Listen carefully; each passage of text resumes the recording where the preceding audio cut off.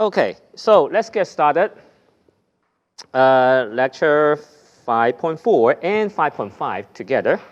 Now, let me start by talking about this concept diagram again. Okay, so we have been looking at this thing called a conditional distribution, right? Conditional bit distribution. So you have a PDF. And then there is a conditional distribution, also a PDF. The difference between these two distributions is that this is just a distribution in X. And here is a distribution in X, but then you sort of constrain yourself to the other variable. If you look at this diagram, you can see that I'm only looking at one event, an event inside the sample space. This is an event that possibly will have some underlying things that are going on. For example, this Y can form some kind of partitioning the sample space into different pieces. And then for each piece, I can talk about the distribution of X. And so when you look at this equation here, you're essentially just looking at this shaded area instead of looking at this entire event. So what we want to study is that here we want to talk about the probability distribution of this event X in some kind of set A. Now, in the conditional distribution case, it would be probability of X in A, given that your other variable Y takes a stage of Y. Okay? So pretty much you're saying that, hey, I have three partitions. I'm only going to spare my efforts into this partition specified by the state. So in this case, let's say I have a y1, y2, y3. Then you can talk about what is the probability that X is in A when this random variable is y1. Or you can talk about what is the probability that X is in A given that Y is state y2, or probability that X is in A when Y is y3. So you can look at three different portions of this event. Now clearly, there is a relationship between the thing on the left and then the thing on the right. And the thing on the left and on the right is really given by this law of total probability, something that we learned a long time ago, that if you have this conditional probability, there is a weight. Okay, there's a weight that has to be multiplied onto this probability, and then you sum them up, then you will get this overall probability. And here the probability would be the probability of Y equals to Y1, probability of Y equals to Y2, probability of Y equals to Y3. Multiply, multiply, multiply, add together.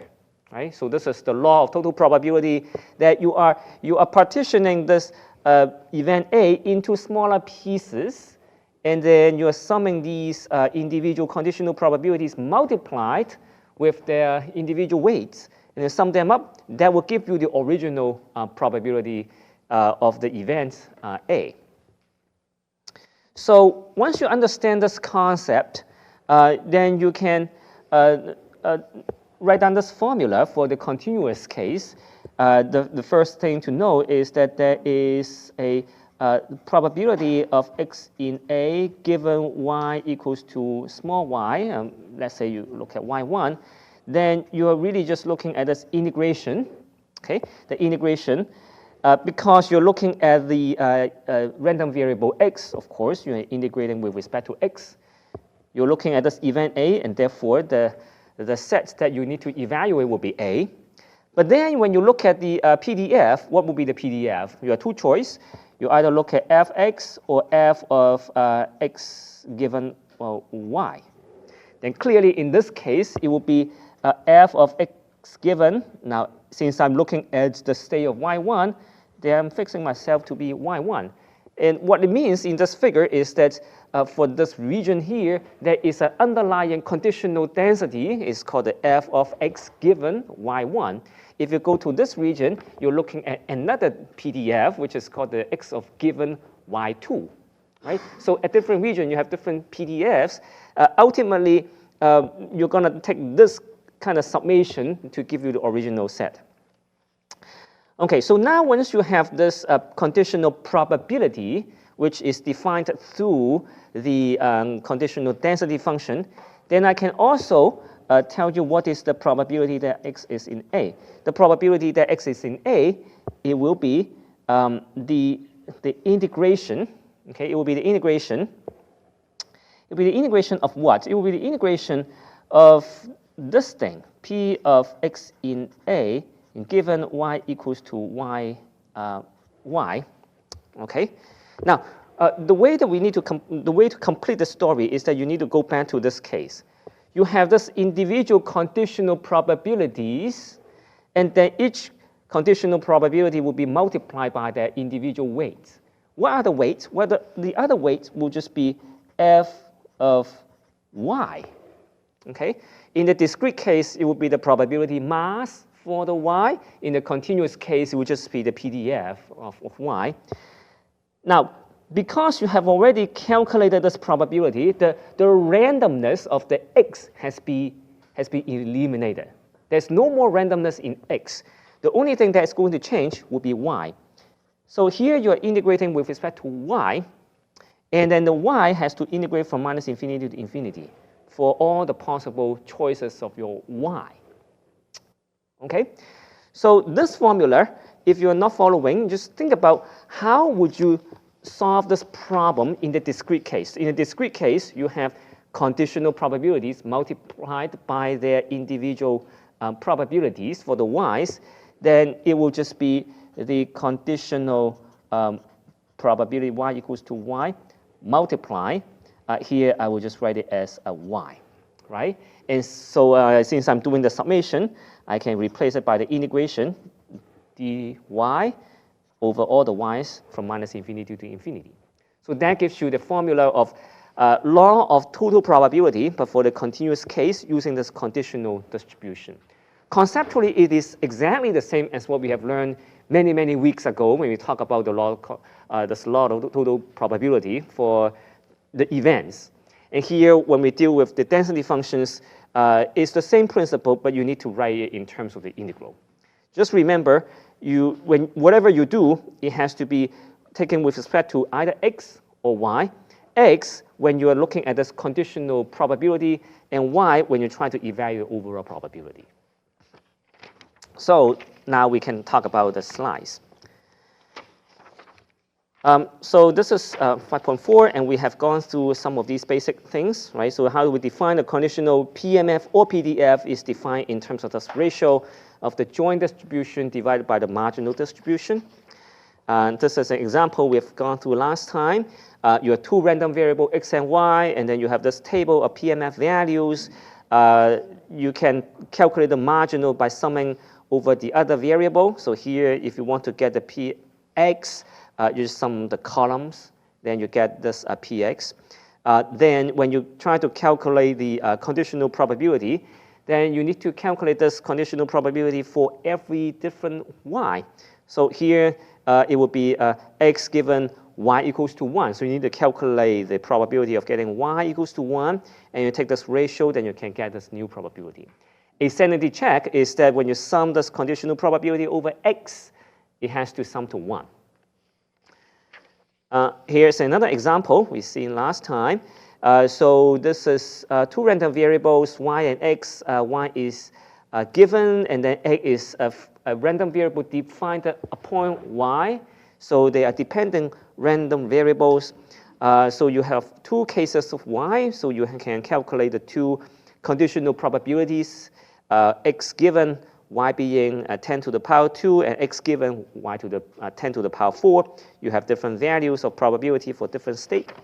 And this is the table of the two random variables. Then I can talk about what is the marginal and what is the conditional. I can do all kinds of things. So there's another example I did. Here is the third example. The third example is based on the example number 1, where you have this table here. We have this table here. And I want to calculate what is the probability that x is bigger than 2 given y is 1. Okay? So given that y is 1, what is the probability that your x is bigger than 2? Well, you need to look at this column. When y is 1, well, this is the case y equals to 1. And then I want to look at the probability that x is bigger than 2. So what are x bigger than 2? It will be this number and that number. Correct? Okay. So, so it would be this number, 1, and then the other number is 0 over 20. And then now, since I want to calculate the conditional probability that y equals to 1, I should only look at this column only. Okay? And by looking at this column only, I mean that I need to normalize the probabilities by the marginal probability of the y. It means that when I look at this problem here, right, x bigger than 2 when y equals to 1, I need to look at this number 1 over 20, 1 over 20, 1 over 20, and 0. I need to look at this. This is my column. This is my column here. I don't care about this. I don't care about this because I'm looking at x bigger than 2. And now when I look at these two numbers, I sum them up. But when you sum the entire column, it doesn't sum to 1. There's a normalization we need to do, which is divide this whole thing by 3 over 20. Then you can get the marginal, then you can get the conditional distribution, which is this px given y equals to 1. And so if we remember here, x of y given, x given y equals to 1, it is 1/3, 1/3, 1/3, and 0. So when you sum them up, they give you a 1. So same thing applies to here. You have this conditional distribution. You have 120, 120, 120, and 0. You need to normalize them to make sure that they sum to 1.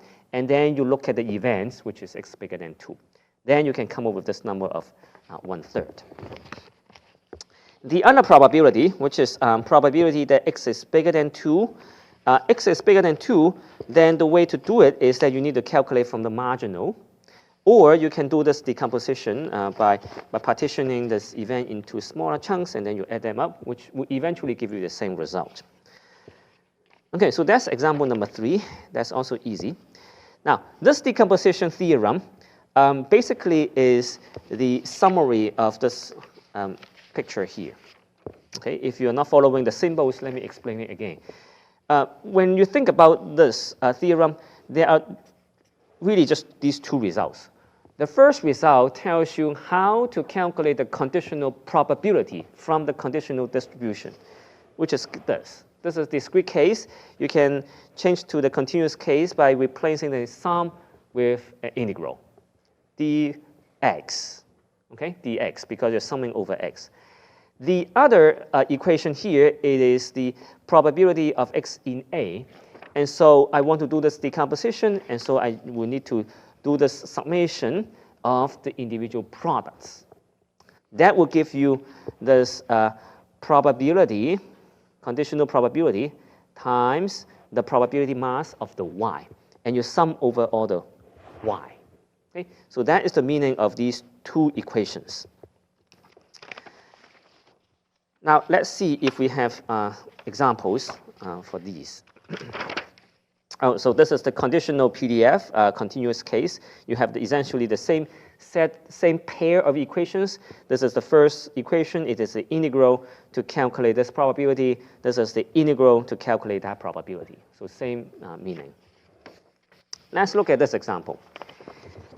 Here is a continuous random variable. Okay, there are two continuous random variables, x and y. The joint distribution is given by this formula. And I want to find the conditional PDFs. Conditional PDFs of x given y and the conditional PDF of y given x. Well, they're two different things. Okay, so how do we calculate the conditional PDF of x given y? Well, before we do that, of course, we need to find the marginal PDFs, which is x and y only. How do we find the fx? Now, to find the fx, I need to start with xy. And I need to do some integration. The integration has to go from -infinity to infinity. Same thing for the y, from -infinity to infinity of xy. But what kind of variable should I put here? Is it x or y? Y. Okay, so this should be integrated with respect to y. This is integrated with respect to x.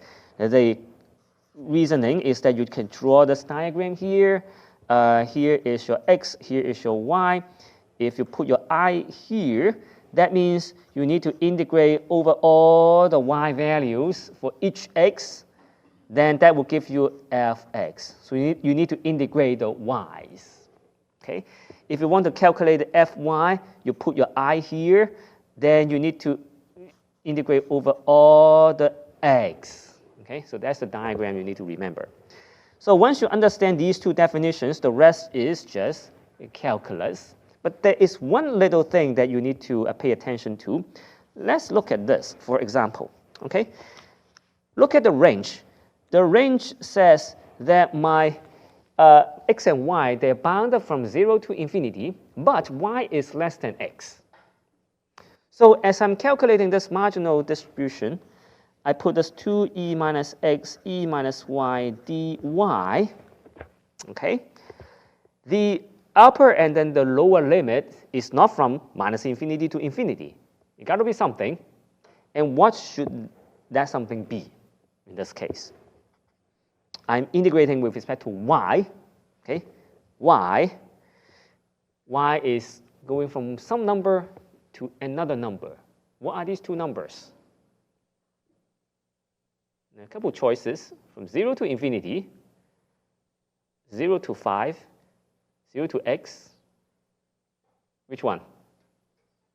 0 to x. 0 to x. Because your y cannot be bigger than x. Okay? Whatever you integrate, you're integrating with respect to y, and therefore the outcome has to be a something of x. Okay, it has to be something of x. And so it is okay to put x here, and especially because here your y is bounded by x. Okay. Now, how about your y? Your y is integral to e minus x e minus y dx. Now your x is bounded by y and infinity, and therefore the range has to be from y to plus infinity. Okay. The rest is just calculus. I think I can skip it. If you do it all right, you will be able to get to these two results. But so far, I have only found the conditional, only found the marginal distributions. I haven't found you the conditional density. So to find the conditional density, I'm looking at f of x given y, right? F of x given y. Now, f of x given y is f of x and y divided by f of y. Do I have fxy? Well, of course I do. It would be 2e minus x e minus y. That's just given by the problem.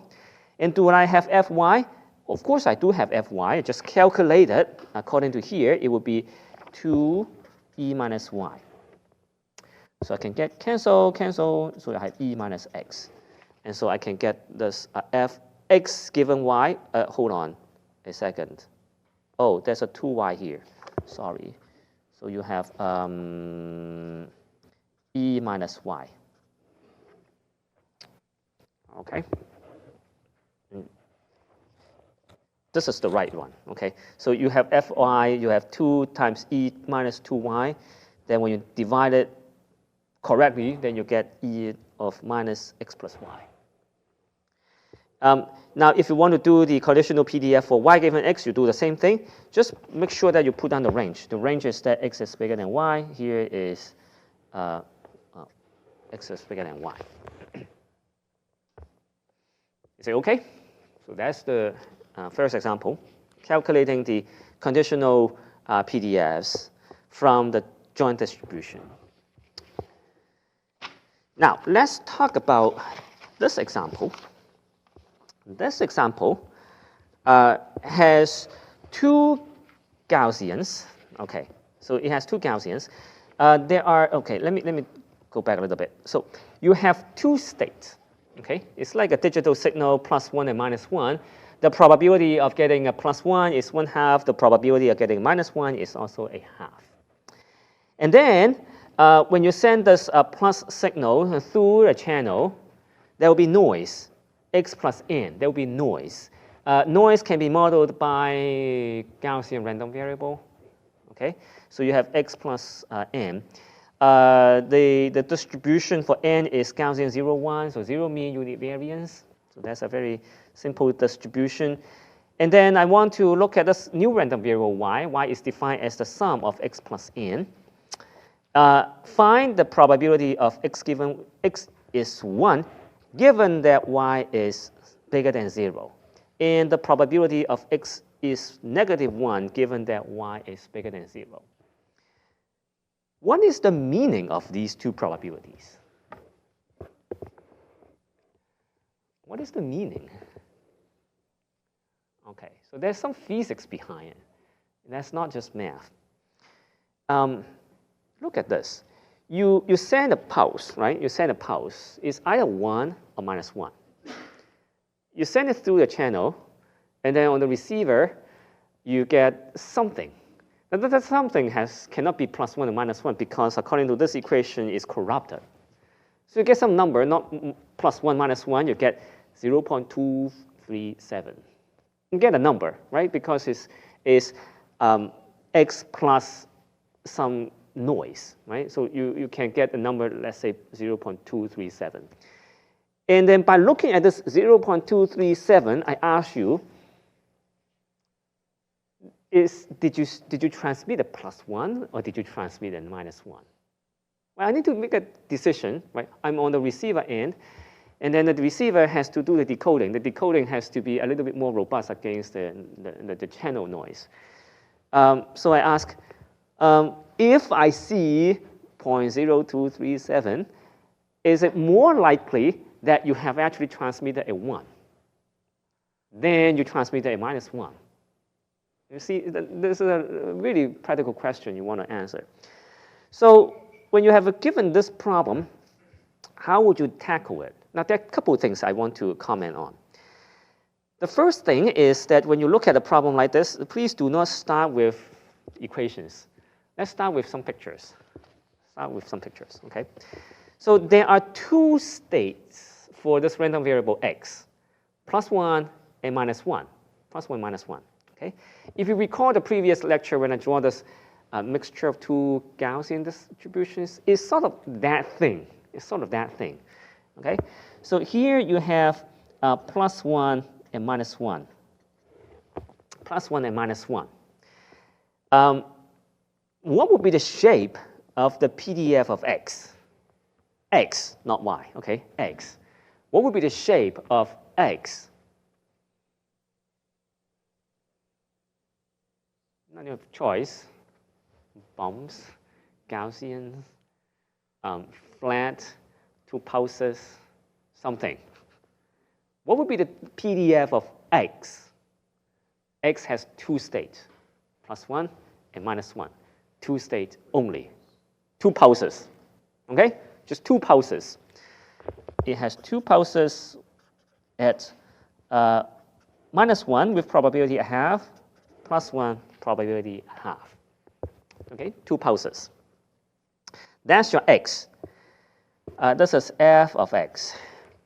Now, what is the probability distribution for n? Fn. This is my n. This is my x. Distribution for n. N is 0 mean unit variance Gaussian, bell shape. Okay? All right. Now, I want to draw the distribution of y. The distribution of y. Without doing any math, can anyone make a guess of how y should behave if I tell you this and that? Two bumps, right? Okay, just two bumps. One at minus 1, the other one at plus 1. And you have this.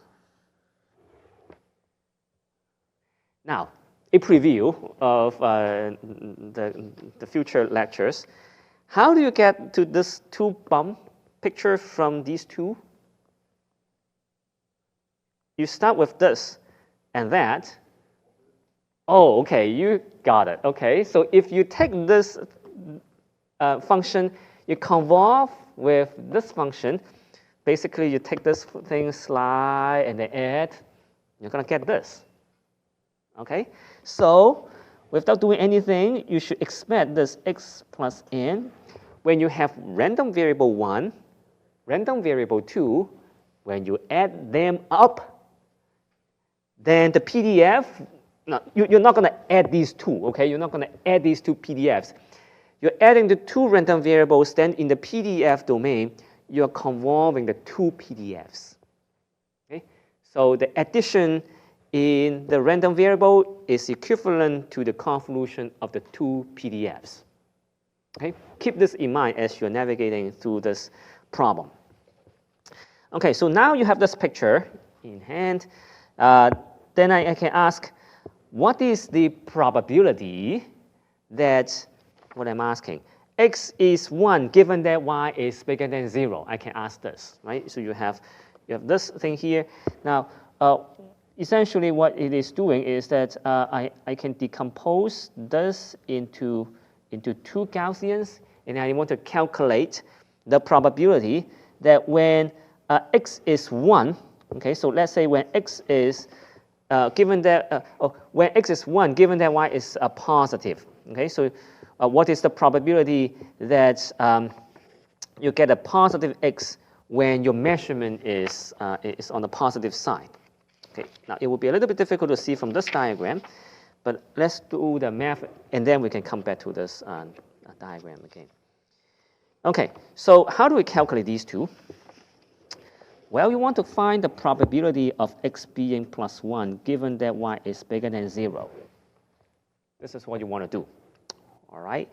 And now how do I find it? Well, I really do not have any access to this distribution, right? Because to find this probability, it has to be x given y.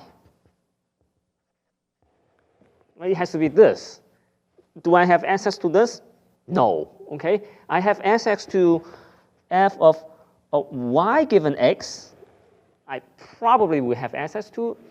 I will have fx. Okay, but once I have this, I will be able to find that. So let's work on these one by one. What is fx? Well, fx is just these two pulses, -1 and +1, 1/2 and 1/2. So I know that. Delta functions. F of y given x, do I know? Well, you actually know, because according to this formula, if your x is +1, okay, if your x is +1, so don't look at this. Let's look at y given that x is +1. Okay, you're fixing your x to be +1. Then you're only looking at one of the two Gaussians, and then the Gaussian will be the Gaussian that is centered at +1.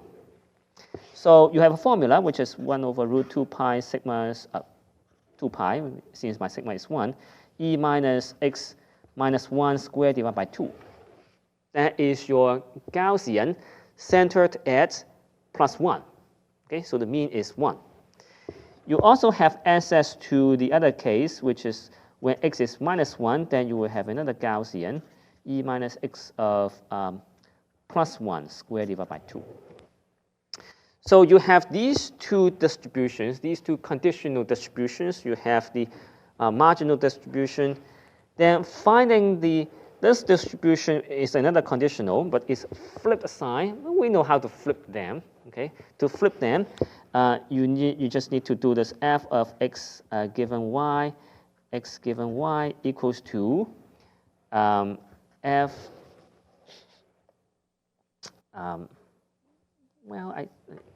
F of y given x, fx and f of y. Okay, so that's just the Bayes theorem in the conditional case. So let's see how we can do this problem. So first of all, you know the conditional distribution for y given x, y given x. And so now you want to find this probability. You want to find the probability that x is 1 given that y is positive. But I can find a probability of y bigger than 0 given x is positive. And then I can use the Bayes theorem and go all the way back and find this probability. So this thing is what? Well, you're just integrating this f of a y given x, y given that x is plus 1, and dy, because you're looking at y, so y will go from 0 to infinity because you're looking at the event that y is bigger than 0. So you plug this in, you have 1 over root 2 pi e minus x minus 1 squared divided by 2, y, dy, integration from 0 to infinity. Okay, then you can do this integral, and then you can do dot, dot, dot, and so that will give you something. What do I have here? Oh, 1 minus phi of minus 1. That's the standard Gaussian. You can plug in the equation and then get this result. So you will be able to find this. And you also have the probability that of x given 1 is positive 1, which is 1/2. Once you have this, you have that, then the remaining would just be the law of total probability, because the probability of y bigger than 0, it will just be the probability that y bigger than 0 given x is plus 1 times the probability that x is plus 1 plus the probability that y is bigger than 0 given x is minus 1 times the probability that x is minus 1. You do all the calculations and you get a result, then you can get this probability of y bigger than 0. Then let's go back to here. What do you want to find? You want to find this x being positive 1 given y is positive. Then you have probability that x is plus 1 given y is positive. This is just the probability of y bigger than 0. Hold on. Am I right? I think I am right. Okay, I think I'm right. So x is a positive 1 times the probability that x is positive 1 divided by the probability that y is bigger than 0. Bayes theorem again. Okay, so you have this conditional x given y. You can write y given x and then x and divide by y. So conditional probability. So do we have everything? Well, we have everything. This one we have, this one we have, and this one we have just from the previous step. So you put all the numbers in, then you will be able to find this probability. So here is the summary of all the results. So if you do everything right, you will get this f of x being positive 1 given y bigger than 0, you get 0.8. And then x negative 1, then you get 0.15. Okay, so that is the two probabilities. Then we can go back and ask the physical question. If I see y being positive, is it more likely that my signal that gets transmitted is plus 1? Yes, because you have 80% probability that if you observe something being positive, it's very likely that you have transmitted a plus 1. You have 80% probability that you have transmitted a plus 1. Now, can I make this number smaller? I can make this number smaller, or I can make this number bigger. What would be the factors that can determine this number? What can determine the magnitude of these two numbers? So in this problem, there are a couple of things that are going on. Number one, it is the variance of your noise. If your noise is big, then do you expect this number to go up or go down? Go down. It got to go down, because if your distribution is so wide, then the probability, if you see something being positive, the chance of getting a plus 1 and minus 1, it cannot be as so confident. But will this number go to 0?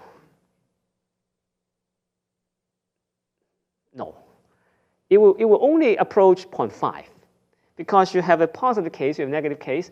The positive case will just go down all the way down to 0.5. The negative case will go up all the way to 0.5. Now, what does 0.5 mean? So if the probability that given that you see positive number, see positive y, and then I ask you how confident are you when the transmitted signal is +1? You say 0.5. What does it mean? It means that you really don't know. It means that you're really flipping a coin. It means that you're blind guessing, because 0.5 means that I don't really care what you have sent. It's just so bad, I have zero confidence that is coming from +1 or -1. Because your two cases, if this is 0, then that would be 1. This is actually pretty good results. It's just like the complete opposite. If I get a +1, I know that you send a negative number, right? So that's just the opposite. The worst case is that when it is 0.5, then you have no clue what you have sent. Okay, so variance is one thing. There is another thing, which is the underlying probability of getting an x. Here, I assume that x is half and half. If x is 0.99, this number will go to 0.992. Why? Because no matter what you send, because I'm so sure that you are sending +1, I don't care what you have sent. I will just always say that you send a +1, right? Because this is a prior distribution. This is, in whatever situation, no matter how crappy the channel is, I sort of already know that you're going to send a 1. Because you're too lazy to send me a 0, you always send a 1, I know that, then this probability has to be close to 1. Okay? So there are two parameters. One is your choice of variance that is determined by the channel. The other one is determined by your signal, how likely that you're going to send a 1 compared to how likely you're going to send a 0. Right? So there's two things. Okay, so that concludes the discussion on this conditional probability, conditional distribution. Let me see. Any questions so far? Getting the picture, right? So two things, really, really important, these two formulas. If you don't get the formula, that's okay. Just remember that two formulas for conditional distribution. One is, how do we calculate the conditional probability? The answer is use the conditional PDF, x given y, integrate with respect to y for the set A. The second equation is, how do I get the original set A?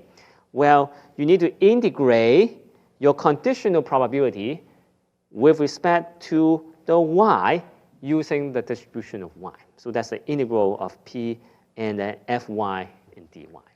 So these are the two equations that you should expect to see whenever you do this conditional probability. Good?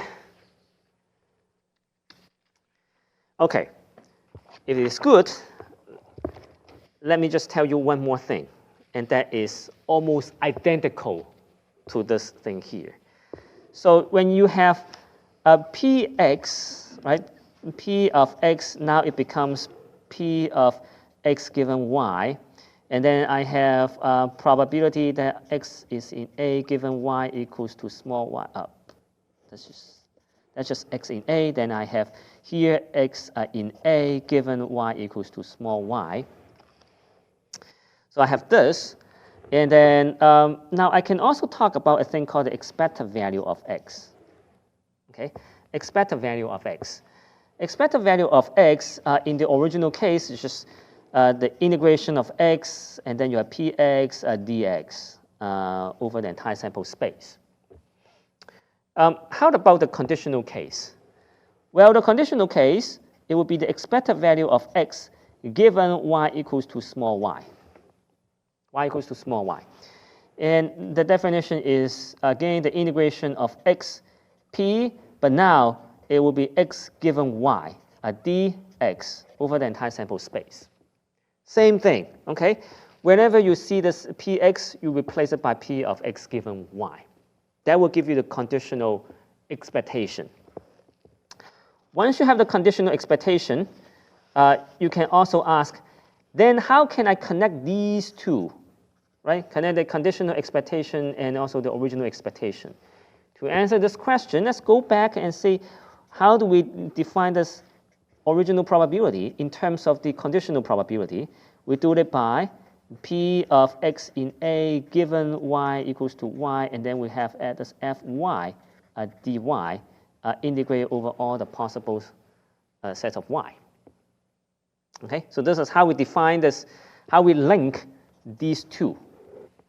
Okay, it is a decomposition into a smaller subset, and then you integrate. Then the same thing will apply to the expectation. How do you get the expectation from the conditional expectation? Well, it is the integration. It is Fy of y. What do I put here? It got to be the conditional expectation of x given y equals to small y. And then you sum over all the possible y's. Okay. So if you understand this probability, this decomposition rule, the expectation is the same set of rules. Same set, exactly the same set of rules. Keep this in mind as we are talking about this section on the conditional expectation. Okay, let's see, what do we have here?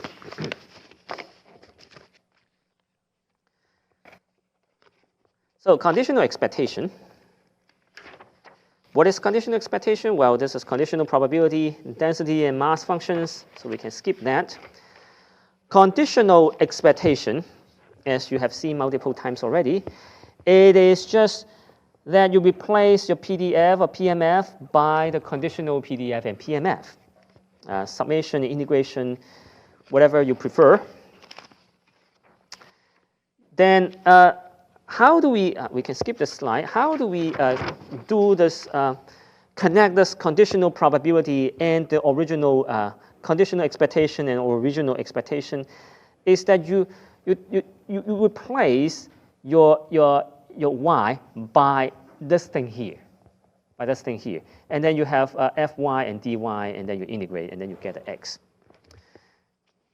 So let's look at the pictorial meaning. Let's say you have an event space, okay? You have this sample space here, and then you partition the sample space into 4 segments. They are labeled by states of y1, y2, y3, and y4, 4 states. They each occupy one region in the sample space. And then you have an event called x, random variable x, you want to evaluate inside this set. How do you do things? Well, for every segment, you can calculate its expected value. It's the conditional expectation. It is the expectation inside this region. Same as the probability. You can calculate the probability of x given y equals to y1. Here, I'm just calculating the expectation of x given y equals to y1. So you can do this, and then once you have calculated all the individual expectations, how do you sum them up? It will be the individual expectation, y equals to yi, or I will go from 1, 2, 3, 4, and then you multiply the probability of y equals to yi, sum all the possible i's. Here I have 4 of them. You sum them, you can get the original expectation. Okay, so it's a decomposition rule into smaller pieces. So that is the conditional expectation. This is the weighting function or the probability of getting each state of y. Here is a proof. The proof is kind of boring, but I will still write down all the steps. The probability, the expectation of x is defined as this marginal distribution times x sum over all the possible x. But what is it? Well, you still have x here, you still have x here, but this px is just a summation of pxy sum over all the possible y's. That is the marginal distribution of x. And when you have this thing here, this thing is also P of x given y times Py. The joint can be written as the conditional times the prior. So you can write in this way. Then you remove the parentheses, you get a double summation of x, px given y and py. And then what else? Well, then I can shuffle around the terms. Instead of summing x first and then y, I do y first and then x next. And I have x of px given y, x given y. And then I have py outside. And this is the same, right? This equation and that equation, they're identical. Then I can put a bracket in the middle because I have this. The stuff inside the bracket has nothing to do with my y. Okay, I'm just taking this inner summation with respect to x. So I have this equation. And if you recognize, this summation over the x is nothing but this conditional expectation. And so you get the formula. But if you're like me, I never remember the formula. I always go by the pictures. So just draw in small segments, and sum all the segments, put the weight properly, and then you know what you're doing. Okay? If you try to remember the formula, it's kind of torture because things are just too ugly at this point. Okay, so 2 comments. This expectation, okay, expectation of x given y, when I tell you y is equal to a small state of y, this is a deterministic function of y. Okay, what I mean is that you draw an apple. An apple is a function of small y. Okay, you don't have to worry anything. There's x, there's a y, no more x. You've taken the expectation with respect to x. It's just giving back you an apple of small y. Okay, it's an apple of small y. Now, if I do not put this small y here, then it is a random variable. It is an apple of big Y. Apple of a random variable is a random variable. This thing here is deterministic. This thing here is random. So if you see any book that says, oh, expectation of this given y with a big Y here, they are talking about a random variable, a function of y. Okay? It is an apple of big Y. If they say this, it is an apple of small y. Now, I don't want to confuse you further, but I would still want to tell you, okay, if you see something like this, never feel panic, okay? Do not feel panic. It's just very confusing, which I never remember as of today, okay? Even to date, I cannot remember the order of this formula. It says that when you want to calculate the expected value of x, you can write it as the expected of y of the expected value of x given y. Okay, sorry, I can never remember the order. I always mess up between y and then x given y and x given y. Okay, something like that. Okay, I can never remember, so I'm not asking you to remember it. I'm just mentioning it here. Now, the way I remember, however, I can really solve these problems, is that what is this expected value of x? I only remember this. This I can remember because expected value of x, decomposition into smaller events, x given y, and then I have weighting functions. Weighting functions will be the py. That I can remember. So I would advise you just remember this. And then if you really read a book that says this, looped expectation, just map it back to here. If you remember this, you're good to go. Okay? So as we come back next Monday, I will go through these examples. I think there are 3 examples. I will talk about these 3 examples. Then you should be pretty familiar with this concept of conditional expectation. And then we will talk about the sum of 2 random variables. Okay? All right, so I will see you on Monday then.